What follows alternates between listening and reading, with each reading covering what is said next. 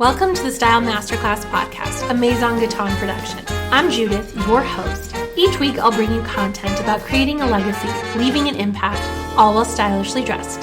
Join us, won't you? Welcome back to the Style Masterclass podcast. I'm your host, Judith Guiton. If you're watching this on YouTube / listening on YouTube, welcome. If you are a long-term podcast listener, you know I love you. Thank you for everyone who's been leaving reviews, comments, subscribing, leaving it with friends. I appreciate all of that because that's how the podcast gets to more incredible women. All right, let's continue our series, Letting Go of Good Enough. The first episode was all about style. The second one was all about influence and impact. This third episode is going to be about confidence. Letting go of good enough with regard to your confidence. And I love talking about confidence. In fact, a few years ago, I created this confidence equation. And I talked about need for capability, right? You're going to need some knowledge. You're going to need some skills. You're going to need some know-how, plus the show-how component. You're going to actually have to go take action. You're going to have to do stuff with all of that lovely capability of yours. You have to take it into the world over and over and over again. But I've been thinking, y'all, and I've been playing with this confidence equation, and it needed some zhuzhing because I think it was a little too simplistic. I think it needed some more reality in terms of what I saw my clients facing on the regular. So at our March 2025 live event, I unveiled an alpha / beta version of Confidence Equation 2.0. So I'm going to go over it here very loosely, but I really think this is all about learning to selectively and strategically play with some of the parts of the equation. Chances are not all of the parts are going to need shoring up. Chances are there's places where you're already doing things. You're already implementing some things. The key with this is to know where things in the equation are a little shaky. So you spend your time, your energy, your capacity, how precious those things are with the strategic part of the equation that needs help. So here's the equation, and we're going to break it down. And if you went to the live event, thank you all for helping me the math of this a little bit better. So it's confidence equals, put this in parentheses, preparation plus poise, close the parentheses, minus the fear of rejection. And then the whole thing, the whole kit and caboodle is divided by consistent action. Now, those are a lot of moving parts. It's actually not that many parts. It's only 4 parts. But it's so important to break this down. And it was so exciting to break this down in real time because stuff got juicy. And I won't disclose what anyone specifically said. I'm going to just tell you what I taught. So in terms of preparation, I think some of us underestimate what we are bringing to the table. Some of us are really underestimating what we already know, what we've already done. And sometimes we conflate, right? Years of experience with actual knowledge. They're not the same thing. I come across tons of practitioners who've been practicing, as they love to brag, 30 years, 40 years, 20 years, and you would not know based on their knowledge base and your conversations with them. So I'm not conflating the two things, but some of you really are ignoring your knowledge, your skill set, the level of experience that you've had. Because I was a wild rogue baby attorney, I had a lot of litigation experience very, very early on. My first attorney mentor was like, oh, you've been sworn in, go to this hearing. I had no freaking clue what was happening, by the way. And everybody uses shorthand lingo, and I didn't know any of the shorthand lingo. And the judge at one point is like nodding at me, like, say yes. I'm saying something you should know, say yes. And then an attorney pulled me aside later and was like, oh, here's what he meant by that. So at a certain point in time, my knowledge and experience level were not the same thing. I had a lot of knowledge. I was fresh out of law school. My experience was nil. For those of you who are in professions, you will find the same thing. You have a lot of knowledge, but your experience not so great at the beginning.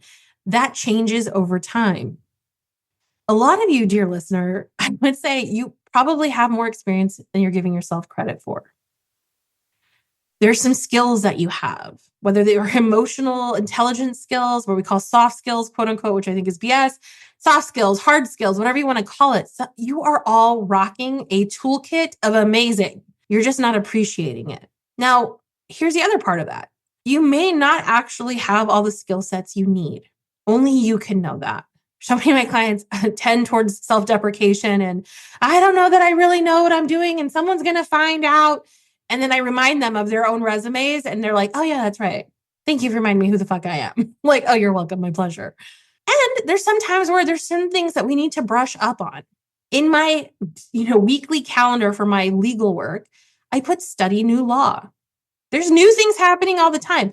Part of my preparation is to learn the new law and how it applies to different fact patterns.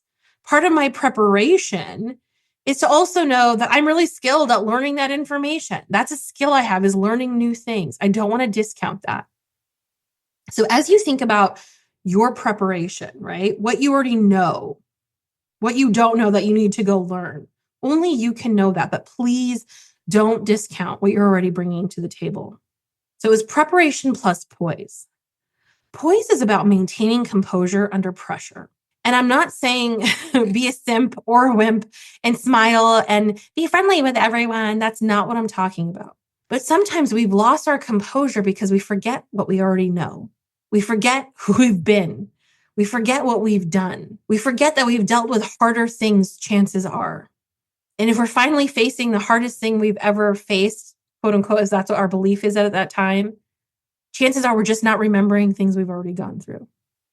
So part of poise is recognizing the knowledge that you're bringing, the skills, the experience, the preparation you've already done, the times you've practiced what you were going to say, the times you went over your notes, the times you double checked your citations, the time you conferred with colleagues. All that prep is what you lean on when things get a little shaky. I know that I have lost composure sometimes, right? I'm a human being. And maybe it was emotional. Maybe it was my anger flared up, my ego flared up, whatever it may be. I got frustrated in the moment. My job is then to go back to my preparation. Part of maintaining my poise is leaning on those skills, that experience, taking a beat, catching my breath, having a moment, right? And allowing myself the gift and pleasure of that when I need it. So if we want to, appear confident, if we want to show people that we know what we're doing, because maybe that's something we've been fighting with in our own head and heart and mind for a long time, we need to prep. But we also need skills that help us to maintain composure. We need skills on how to speak. We need skills on body language. We need skills in terms of how to communicate what it is we really want and what we're really trying to say. Learning how to have hard conversations and deliver difficult information. Most of our jobs, I would say, the mechanics of it aren't that hard. It's the other people. Most of my day-to-day is telling someone I will circle back with them. I will get them this information in terms of legal information. I will find out where we are with this or that thing. The mechanics of it actually aren't that hard. It's the maintaining my composure and dealing with the humans that can feel really difficult sometimes.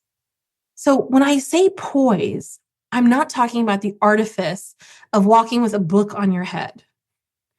I'm talking about all the preparation, the knowledge, the skills, the experience, and the quote unquote soft skills to help you relay and communicate whatever it is you need to relay and communicate and do in a particular given moment.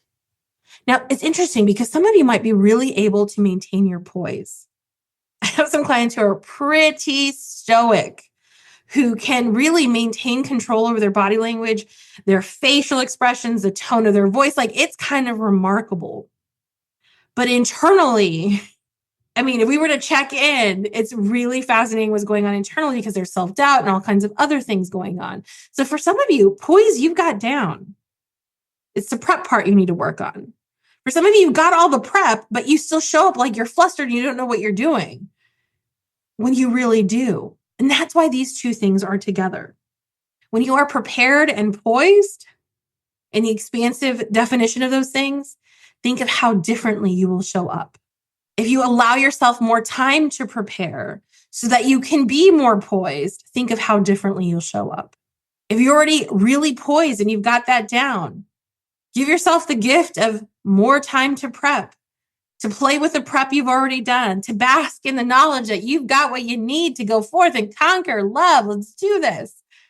but keep playing with these things. Only you can know where your lever needs a little fine tuning, a little leveling up, or just maintaining the goods that you've already got. All right, next part, fear of rejection. And it's interesting because we talked about all the different fears that actually show up.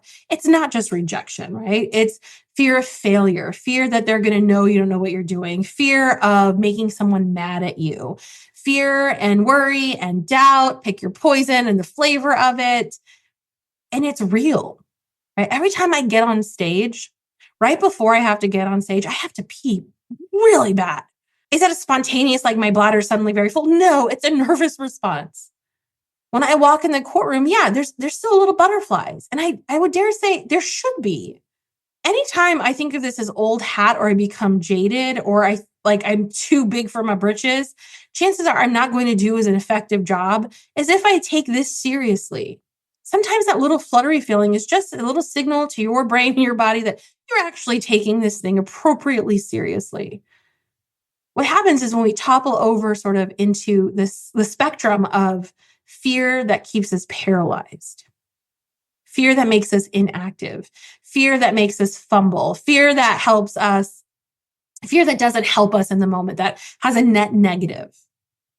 And here's the beautiful thing I want to offer is it's normal. The key is to know what flavor shows up for you, right? I was lived in constant, I'm going to fuck it up. And it wasn't until I started like, you have to stop saying this to yourself. What does that even mean?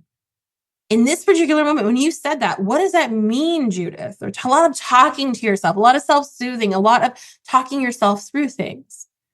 Because you might be worried about what other people are going to think. You might be worried about what your client's going to think, what the humans on the planet are like, whatever your flavor is.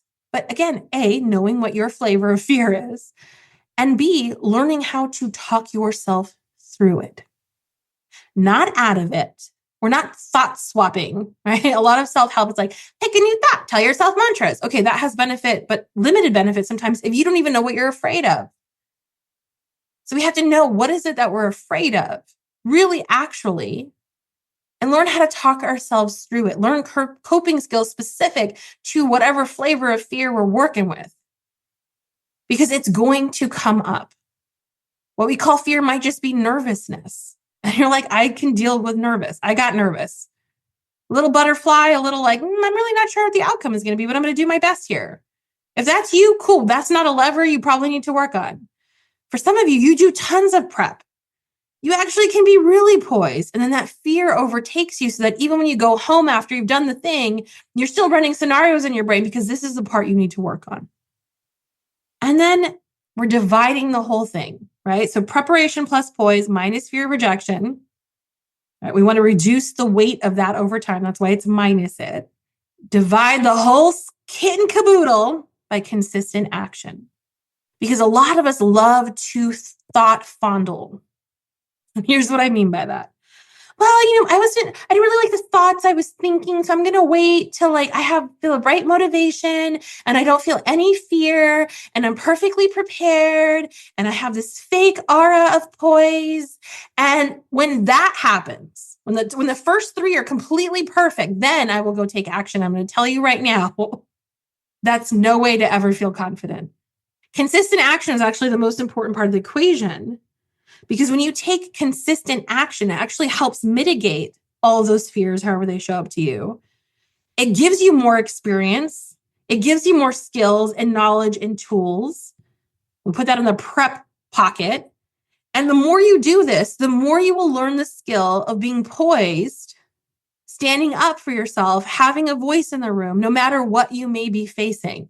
The only way to really gain those skills, my friend, is to take consistent action. If I said to you, well, whatever your flavor of fear is, and your response to me in your head or out loud or whatever was, well, I don't even know what I'm afraid of. I just feel afraid. Well, guess how we get to find out? We go do stuff.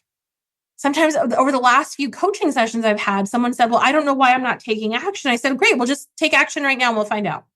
And I said that with all the love in the world. I could coach you for an hour about why you're not taking action. Or I can have you go take action and then we can find out what it is you're afraid of. We can find out why you're not feeling exactly prepped. We can figure out why you're not feeling particularly poised. We really don't know until you go take some action. That's why it's the dividing line. That's why it undergirds the entire equation.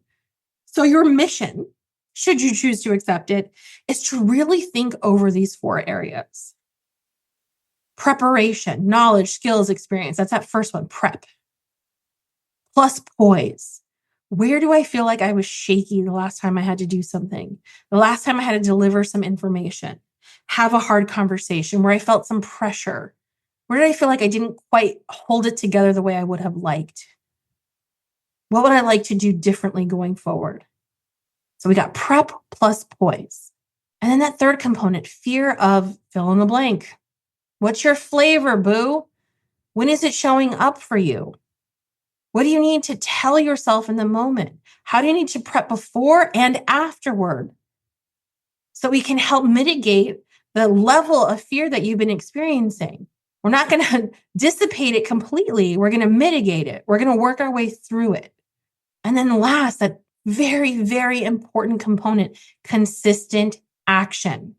Where have you been thought funneling? Oh, wouldn't it be nice? Go do it. Well, I just have to blink, blink, blink first. No, go do it. And then you'll find you're more prepared. You're more poised. You're learning what your flavor of fear is so that you can talk yourself through it for the next time. Because part of confidence is we want there to be a next time. We want you to continue to take action. We want you to continue to move forward, whatever moving forward looks like for you. We want you to just continue with the things you're already doing well. For some of you, you're going to find there's areas where all 4 boxes, you're like, bing, bam, boom, bang. Like, it's awesome. Whatever you're doing there, let's translate that to other areas of your life. Each area can give you a little bit of a lesson. Some areas you're going to feel like, oh my gosh, all 4 levers need work. I'm a hot mess. It's perfect. It's just information. And for some of you, just maintaining what you've already got going because it's a good thing, that's a beautiful place to be. So your mission, should you choose to accept it, is play with these 4 areas: prep, poise, fear, consistent action taking. Let me know how it goes. If you have a friend who's been feeling a little stuck, they're not feeling quite confident, they're feeling a little shaky, and they've been telling you about this, and you're like, oh my gosh, you'd so benefit from this. Share this wherever you can, whenever you can. And then come back next week because we are going to cap off this lovely series by talking about the power of letting go and some mindset shifts that you can make. I'll be back next week. Thank you for tuning in. If you'd like more stylish inspiration and practical advice, sign up for the Morning Coffee newsletter. It's where style meets substance. Until then, stay stylish.